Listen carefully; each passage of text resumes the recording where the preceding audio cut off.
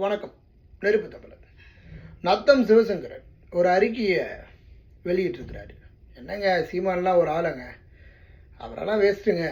அண்ணன் வேல்முருகன் தாங்க கட்சியில் இருக்கக்கூடிய எல்லாரையும் பாதுகாக்கிறது வேல்முருகனை மட்டும்தாங்க அப்படின்னு நத்தம் சிவசங்கரன் ஒரு தன்னுடைய கருத்தை வெளியிட்டிருக்கிறாரு. அது அவருடைய கருத்து சுதந்திரம் இருக்குது. நான் ஒரு கேள்வியை நம்ம நத்தம் சிவசங்கரத்திட்ட கேட்குறேன். அதாவது இவர் செயல்படும் போது இவர் தன்னிச்சையாக மட்டுமே செயல்படுவார். இப்போ நீங்கள் கல்குவாரிகளுக்கு எதிராக நீங்கள் போராடினீங்கன்னா நீங்கள் அந்த ஊரில் உள்ள மக்கள், பொதுமக்கள், ஒரு சமூக ஆர்வலர்கள், ஒரு 100 பேர் 50 பேர் அப்படிலாம் இவர் மட்டும் தனியாக போய் லாரியை ஓவர்டேக் பண்ணி பிடிப்பாராம்.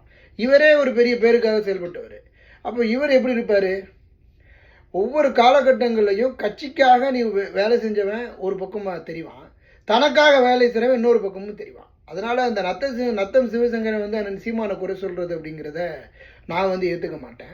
ஏன் அப்படின்னா, இங்கே எல்லாரும் 5 வருடம் ஒன்றாக இருக்க போகிறது இல்லை. ஒவ்வொருத்தங்கள்ட்ட ஒவ்வொரு பண்பு இருக்கும். வேல்முருகனை சின்ன கட்சி வச்சு நடத்துகிறாரு, அவர் மற்றவங்களை பாதுகாக்கிறாரு. சீமான் 234 தொகுதியிலையும் ஆட்களை நிறுத்துறாரு. அவர் எல்லாரையும் அப்படி பாதுகாப்பதற்கான வாய்ப்புகளும் இல்லை. வேல்முருகனே தான் சொத்தை விற்று கூட எல்லாத்துக்கும் செலவு பண்ணுவார். சீமான்கிட்ட சொத்து இல்லாமல் இருக்கலாம். அதனால் நாம் இதெல்லாம் இன்னொருத்தவங்க கூட நம்ம ஒப்பிட்டு பண்ணுறது அப்படிங்கிறது நியாயமானது கிடையாது.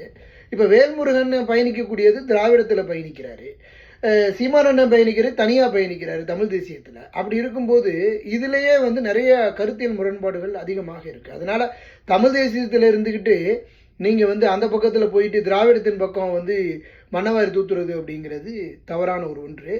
என்னை விட நத்தா சிவசங்கரனுக்கு வேல்முருகனை பற்றி நல்லா தெரியுமா? என் கல்யாணத்தை நடத்தி வச்சதே எங்கள் அண்ணன் வேல்முருகன் தான். இதெல்லாம் நான் உங்களுக்கு எதுக்கு சொல்கிறேன் அப்படின்னா, வேல்முருகனை பொறுத்த வரைக்கும் இதை அவர் இப்போல்லாம் பேசாதீங்கப்பா அப்படின்னு தான் சொல்லுவாரே தவிர, இது நத்தம் சிவசங்கரன் சொல்லிய தவறான ஒரு கருத்தாக நான் இந்த இடத்துல முன்வைக்கிறேன்.